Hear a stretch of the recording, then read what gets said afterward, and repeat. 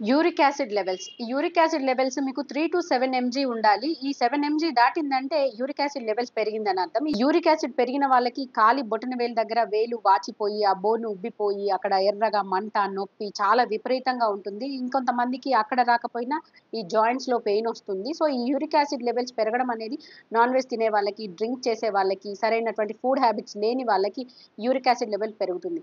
ఈ uric acid లెవెల్స్‌ని తగ్గించుకోవడానికి the best drug of choice వచ్చేసి గోక్షుర.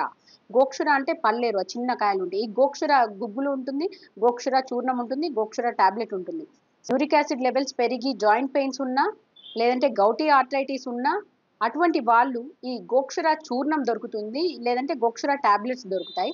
ఈ గోక్షుర చూర్ణం తీసుకొని 1 స్పూన్ మార్నింగ్ 1 గ్లాస్ వాటర్‌లో వేసి మరిగించి హాఫ్ గ్లాస్ అయ్యేంత వరకి ఉంచి, దాన్ని తర్వాత వడగట్టుకొని అది రోజు తాగండి. అలా మీరు తాగితే ఒక 10 డేస్‌లో మీకు యూరిక్ యాసిడ్ లెవెల్స్ చాలా ఫాస్ట్‌గా తగ్గిపోతాయి.